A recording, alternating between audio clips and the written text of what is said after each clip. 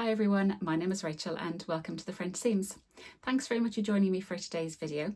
This is a roundup of everything I got made up in May. So there's only a few little bits and pieces. My life was mainly taken over by crochet in May. If you've watched my Friday Sews video, you'll have seen most of these, but I do love putting them all together in one makes vlog, and I'll pop a playlist link up here where I've shown all my makes across the years. So shall we dive right in?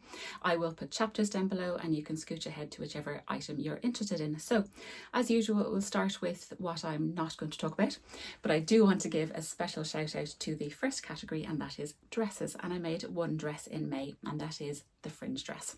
This is my third fringe and I absolutely love it. It's in this beautiful fabric by Stitch Fabrics I bought at the Stitch Festival. And this was done as part of a collaboration with my lovely friends Sam So Let's Sparkle and Catherine Sober to Makery. I'll pop in our reveal video up here. I loved making this with these ladies. It was so much fun. Myself and Sam had made the fringe dress before, but Catherine hasn't, and I think she really loves it now too. But I just loved making this. This is a chalk and notch pattern. Pull up my notes, chalk and notch pattern, and I make a size 8 grading to a size 10. I add about an inch to the bodice. In this version, I cut the dippy hem when I didn't want to, so I was just about able to add a little panel down the bottom, a little ruffle panel to give myself an extra bit of length. I'll pop in a picture where it looks like here, but it's a gorgeous pattern. I really enjoy making it. It's got a beautiful button placket here, but I can pop it on over my head. It's got these lovely sleeves with the sleeve tabs. It's just a really lovely pattern, and I loved doing it as part of a collaboration with my lovely friends. So check out that video if you want all the details on that.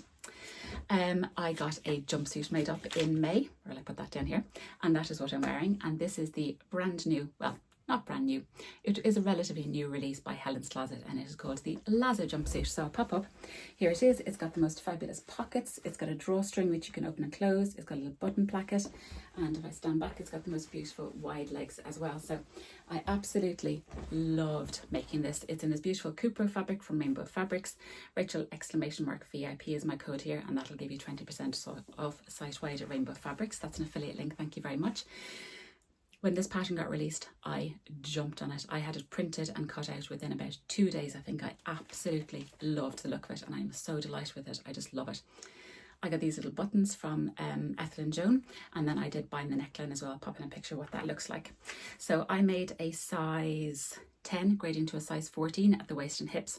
If I make it again, when I make it again, I'll do the same 10 on top, but I will grade to a 12 at the waist and 12 at the hips. I think it would, the legs do come out quite wide, but I just took them in ever so slightly the side seams, and that seemed to help as well. I added 1/2 inch to the bodice, I added 1/2 inch to the rise front and back, and I ended up adding 4 inches to the legs, so they are full length and I can wear them with heels. But then I did actually add buttons and button tabs on each side. I'll pop in a picture again here, and I can roll them up and I can wear it with flats as well. So absolutely love this pattern. I really do. It's so gorgeous. The instructions, as always, are just faultless. It comes together beautifully. The placket, the drawstring, everything is just gorgeous, and it's just such a lovely make, and I'm really keen to make it again. You could layer it. I wore a little t-shirt under it. You can wear a cardigan over it. It's just beautiful. And I think this, yeah, as I said, this is a Cupro. I have plans to make it in a viscose. I think it would look beautiful in a linen viscose. In a linen, I think it would just look absolutely gorgeous. I just love Helen's Closet patterns. So that was my lovely jumpsuit. So the next category is accessories, and this was because of the fabulous challenge that was running throughout May called Sew Skin Summer 25, and that was hosted by the lovely Lucy from the Sewing Gardener. It was basically sew something to promote skin safety, all that good stuff, cover-ups, hats, bags for sunscreen, all that stuff. It was a really great challenge, so thank you very much, Lucy, for setting that up. Hopefully run it again next year. And I was actually very lucky to win a prize this year. Delighted, so thank you very much. I won a PDF from Closet Core, so I'm chuffed with that, thank you. So I made 2 things, well, 3 things, 2 patterns. The first thing I made was this little sunglasses case, and this is a fabulous tutorial by my lovely friend Sam So Let's Sparkle to keep your sunglasses in. Really cute, got a little snap. I think it's a really handy pattern, really great tutorial, and I'll be making more of these for sure. Then the next thing I made was 1 pattern but 2 items, and these were little bucket hats for my boys in this beautiful Pokemon fabric that I got in trimmings, I think, last year. And then this is Baby French Seams 1 because he gets little mice in the inside, and then Older French Seams just gets green on the inside as well. They both have little labels, Cozy Club labels. It says made by mum, isn't she clever? love these. So the boys love them, and this is what won me a prize. So thank you, boys, as well. It's a really, really cute pattern. It's a free pattern on the Waves and Wild website. They're fully reversible. So you can see you can wear the Pokemons on the outside, or you can wear the green on the outside. It's a really, really great pattern. It takes about a fat quarter of the inside and the outer, which is really nice. You can use all kinds of fun fabric, a little bit of interfacing, a little bit tricky to do the circle, matching all that good stuff, but it comes together beautifully. You can do beautiful top stitching along the edge here, which gives the rim a little bit of stability as well. Really great pattern, and my boys wear these all the time, which is great. Moving on to the final category, which is tops, and I made 2 tops in May. The first one is a free pattern, and I was recommended this by my lovely friend Elaine because I had wanted to make the Ashen top by Helen's Closet, because I got this beautiful Swiss dot fabric recently in Paris and I wanted to make a little summer top, and she had mentioned that this is a free pattern from Seamwork. Apologies, it's a bit crinkled. And it's called the Handsy top, and it's really, really nice. So it's a grown on sleeve, short sleeved. It's got bust darts here, and then it's just a little t-shirt. It's really, really nice. It's for woven fabrics.